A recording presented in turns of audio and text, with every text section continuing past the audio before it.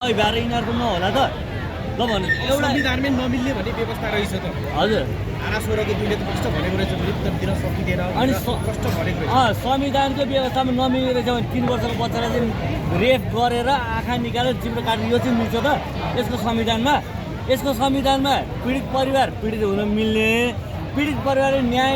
मिल्यो नमिल्यो भने यो के खालको अब यसलाई 25 वर्ष जेल छैट्यो भने तपाईँ हामीले बुझाएको करबाट 90 रुपियाँ भत्ता रासन शासन यसलाई त्यो कर अब कैदी पालेर बस्ने त नेपाली जनताले कस्तो आनन्दको प्रश्न गर्नुहुन्छ तपाईँहरू यो अहिलेको होइन विगत आजभन्दा 20-22 वर्ष अगाडिको कुरो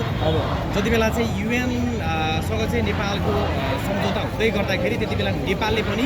मृत्युदण्ड सम्बन्धी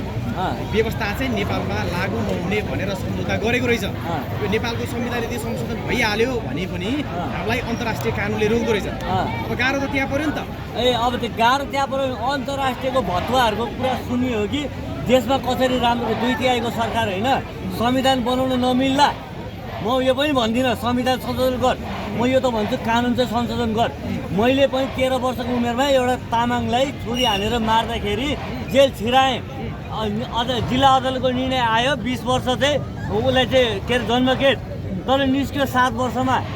बुझ्नुभयो नि त्यतिखेर त 12 घन्टाको एक दिन निस्क्यो 7 वर्षमा राजाको जन्म चाहिँ छुट रानीको जन्म चाहिँ छुट राजकुमारको जन्म चाहिँ छुट के अर्थ भयो त यो त राजा रानीको पालीमा चाहिँ कैदीहरूलाई त तपाईँको बर्थडे मनाउनलाई चाहिँ छुट दिएको भयो नि त अनि अन्तर्राष्ट्रियमा जे होला कहिले गरे आजभन्दा हामी जन्मिनुभन्दा अगाडि गरे त्यही नीति त्यही पाखण्डी त्यही सोच बोकेर हामी हिँड्ने कि अब नयाँ परिवर्तन नयाँ सरकार भने के त काङ्ग्रेस एमाले माओवादी त गयो नि त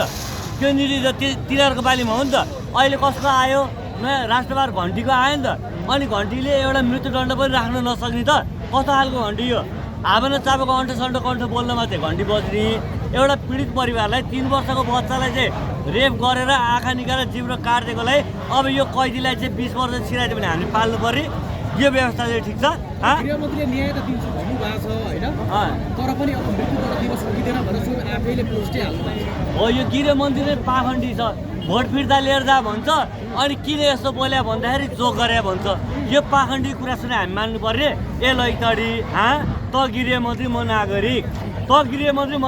हिजोको दिनमा रिस उठे भोट फिर्ता लिएर जा भनिस् त्यो पनि हामीले मान्नु पर्ने अनि अहिले आएर किन यस्तो बोल्या भन्दा हामीले जोक गरे भन्छ त्यो पनि हामीले मान्नु पर्ने तेरिमा लैतडी हो तिमीलाई त्यहाँ जोक गर्ने ठाउँ हो अनि यो आशिका तामाङ सदन भङ्ग गरेर हिँड्ने अनि कहाँ गएको भन्दा मुद्दा कहाँ भनिदिने अनि फेरि त्यो मेयरलाई थर्काइदिने यस्तो चलेन यो पाइएन पाखण्डी 6 कक्षा 5 कक्षा पढे मान्छे जतिको पनि बुद्धि नभएको सांसदहरू हामी नपाल्ने तपाईँले त यसो उसो सरकारकै विरोध गर्न थाल्नु भयो त अनि यो सरकार गतिलो छ यता 3 वर्षको जेएनजीहरूले ल्याएको होइन आन्दोलन अनि जेएनजी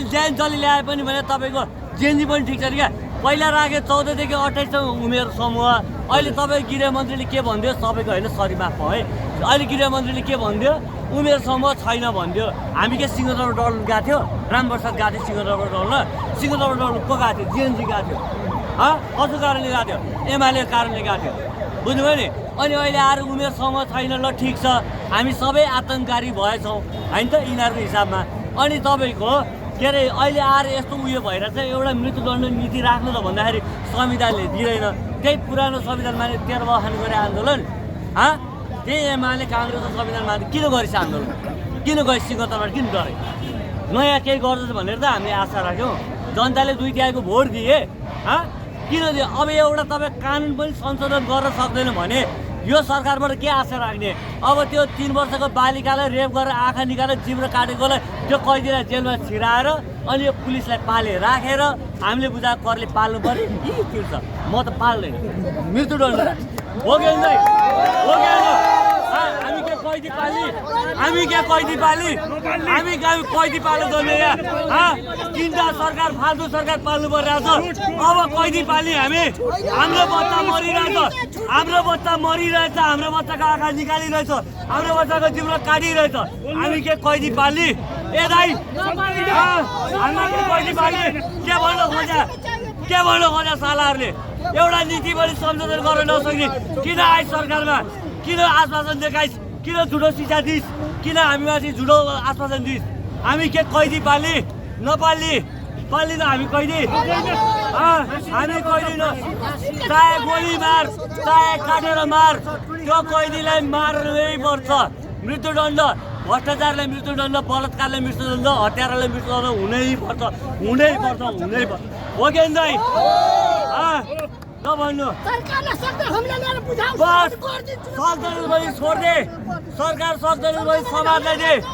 सरकारले गर्न सक्दैन समाजलाई दे के भन्न खोज्यो यो पाले कैदीको पाले हो यो पुलिस कैदीको पाले हो यो पुलिस कैदीको पाले हो हामीले कर्खारकै कैदीको पाले राख्ने तलब दिएको ए दाजुभाइ हो यो पुलिसलाई कैदी पालेर राखेको हामीले साला चुतियाहरू सिंहदरबार पनि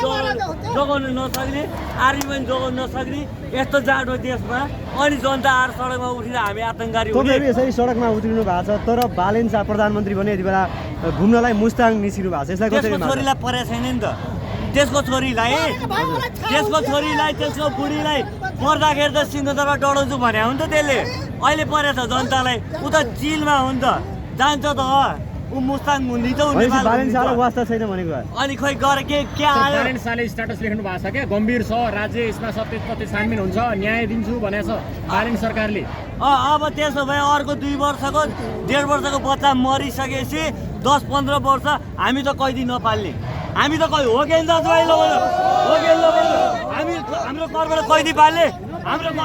पाल्ने हाम्रो बच्चा मारे साला जेलमा गएर यो पुलिस तिनीहरूको कैदीको संशोधन गरे अनि त्यो साला कैदीलाई हामीले चाहिँ 90 रुपियाँ भत्ता तिर्ने नतिर्ने मृत्युदण्ड आवश्यकता छ अब चाहिन्छ एउटा कानुन पनि संशोधनको घन्टा खाना आइस किन आइस सहकारी ठग 14,000 कैदी भगाएको त रवि लामिछाने हो यो कैदी भगाएकै हो टिभीको नाइके सुदन गुरुङ हेरेर त्यहाँ भोट फिर्ता लिएर त्यही सुनेर त्यो गृहमन्त्री बने अहिले आएर बोल्दाखेरि त्यसको जोक सुन्न हामी आएको यहाँ त्यसलाई मजाक लागिरहेछ त्यसको पो बच्चा छैन त त्यो प्रधानमन्त्री हुनुभन्दा अगाडि सानो के भनिरहेछन् भने नि मिटर ब्याज पीडित भएको ठाउँमा चाहिँ मिटर ब्याजलाई भेट्न पुगे तर आज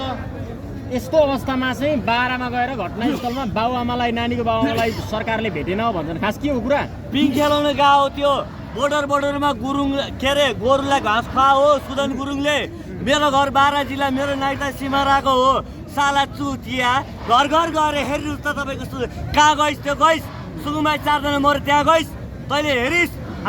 खालि पुरानोलाई गाली गर्ने पुरानोमा आक्षेप लाउने अब त्यो आशिका तामाङले सुन्दा डङ्गलमाथि किन खन्या त्यो गणेश नेपाली मर्दा यो केन्द्र सरकारले केही हेऱ्यो ए दाजुभाइ गणेश नेपाली मर्दाखेरि केन्द्र सरकारले केही हेऱ्यो केन्द्र सरकारको केही जिम्मेवारी हुँदैन खालि अर्कालाई आरोप लाउने आफू पन्छिने अब भन्छ संविधानले दिँदा संशोधन गरेर 13 बाउले रोक्या छ 2/3 भने के हो 13 बाउले रोक्या छ सरकारले सम्भव छैन भनेको छ पब्लिक यसरी रोडमा कराएर आवाज उठाएर सम्भव छैन भने राजीनामा हर्केलाई दे हर्के छ विकल्प गर्छ त्यसले हर्केलाई दे सम्भव छैन भने दे हर्केलाई सम्भव छैन किन बस्छस् त देश चलाउनु नसक्ने 13 बखान बनिन्छ हाम्रो देश चलाउनु नसक्ने किन बनिन्छ आफूले हो चाहियो विकल्प चाहियो हामीलाई पुलमान घिसिङ चाहियो छोड्दे जा किन बस्छ हाम्रो बच्चा मर्दै आउँदाखेरि हामी चुप्लाएर बस्नु पर्यो अनि उल्टो त्यसलाई जेल चिराएर हामीले पाल्नु पर्ने कैदीलाई 13 बाउले राखेको छ यहाँ हाम्रो कर दुरुपयोग गरेर पाइँदैन कैदी पाल्न पाइँदैन कैदी अब संरक्षण होइन कैदीलाई सही निर्णय हुनुपर्छ हामी कैदी नपाल्ने सरकार भत्ता पाल्दा वाक्क दिक्क भइरहेको कैदी पनि पाल्ने 13 बाउ पाल्ने नपाल्ने मान्छे नपाल्ने कैदी हामी नपाल्ने सरकार पाल्दा वाक्क दिक्क प्याक्क भइछ कतिवटा सरकार 3टा सरकार पाल्नुपर्छ यार स्थानीय सरकार केन्द्रीय सरकार प्रदेश सरकार केरा हेरेर बसेर अनि यिनीहरूको यस्तो हुन्छ धन्यवाद अनि कैदीलाई धन्यवाद